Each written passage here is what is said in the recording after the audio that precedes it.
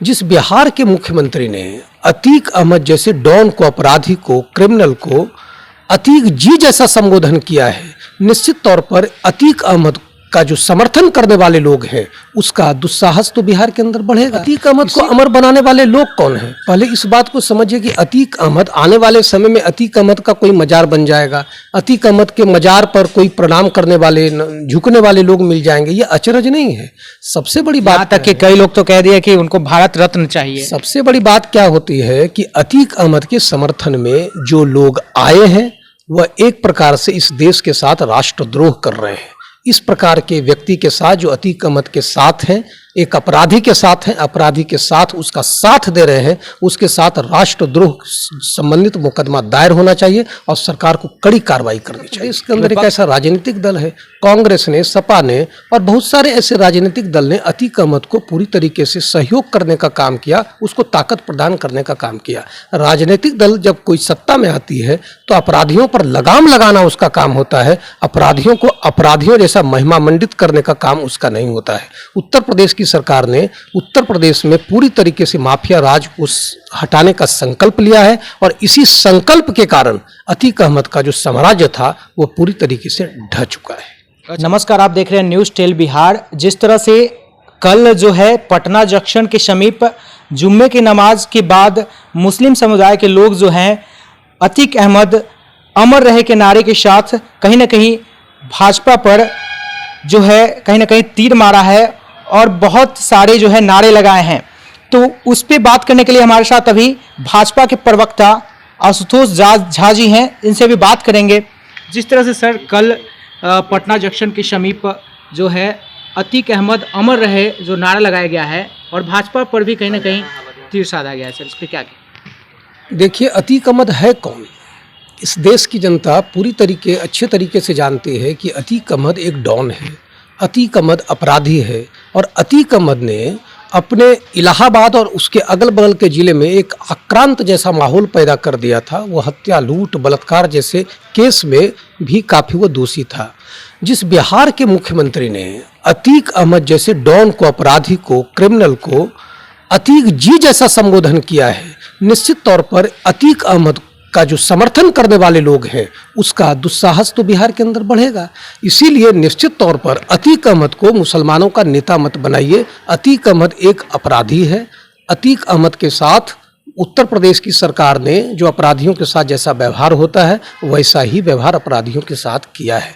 आप इस बात को समझिए कि अतीक अहमद बनाने वाला, डॉन बनाने वाला कौन है? उत्तर प्रदेश के अंदर एक ऐसा राजनीतिक दल है, कांग्रेस ने, सपा ने और बहुत सारे ऐसे राजनीतिक दल ने अतीक अहमद को पूरी तरीके से सहयोग करने का काम किया, उसको ताकत प्रदान करने का काम किया। राजनीतिक दल जब कोई सत्ता में आती है तो अपराधियों पर लगाम लगाना उसका काम होता है, अपराधियों को अपराधियों जैसा महिमा मंडित करने का काम उसका नहीं होता है। उत्तर प्रदेश की सरकार ने उत्तर प्रदेश में पूरी तरीके से माफिया राज उस हटाने का संकल्प लिया है और इसी संकल्प के कारण अतीक अहमद का जो साम्राज्य था वो पूरी तरीके से ढह चुका है। अच्छा, जिस तरह से जो नारे लगाए हैं कि अतीक अहमद अमर रहे, इस पे क्या कहना है सर? अतीक अहमद को अमर बनाने वाले लोग कौन हैं? पहले इस बात को समझिए कि अतीक अहमद आने वाले समय में अतीक अहमद का कोई मजार बन जाएगा, अतीक अहमद के मजार पर कोई प्रणाम करने वाले, झुकने वाले लोग मिल जाएंगे। ये अचरज नहीं है। सबसे बड़ी बात तक कि कई लोग तो कह दिया कि उनको भारत रत्न चाहिए। सबसे बड़ी बात क्या होती है कि अतीक अहमद के समर्थन में जो लोग आए हैं वह एक प्रकार से इस देश के साथ राष्ट्रद्रोह कर रहे हैं। इस प्रकार के व्यक्ति के साथ जो अतीक अहमद के साथ हैं, एक अपराधी के साथ हैं, अपराधी के साथ उसका साथ दे रहे हैं, उसके साथ राष्ट्रद्रोह संबंधित मुकदमा दायर होना चाहिए और सरकार को कड़ी कार्रवाई करनी चाहिए। विपक्ष कह रही है कहीं ना कहीं कि सर जिस तरह से अतीक अहमद की हत्या हो गई है वो कहीं ना कहीं ये जो है संविधान को कहीं ना कहीं ताक पर रख दिया गया है, इस पे क्या कहना है? देखिए, संविधान कहीं ताक पर नहीं है। उत्तर प्रदेश की सरकार ने जो पुलिस की कस्टडी में लोग कह रहे हैं कि उसकी हत्या हुई है, उत्तर प्रदेश की सरकार ने पूरी संजीदगी से इसे गंभीरतापूर्वक लिया है और इसके लिए न्यायिक प्रक्रिया से कस्टडी से संबंध में जो हत्या हुई है उसको लेकर के कमेटी का गठन भी हो गया है।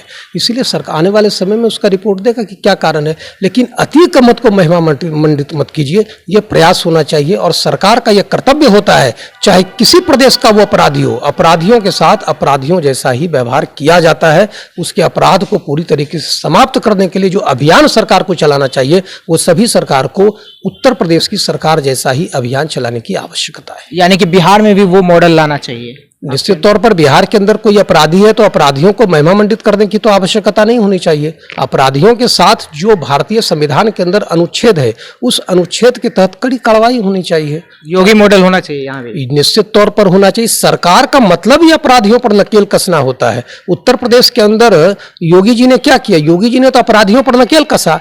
इसके पहले तक की जो सरकार थी उसने अपराधियों को मनोबल बढ़ाया, अपराधियों के माध्यम से वोट को प्राप्त करने का अपना अभियान चलाया।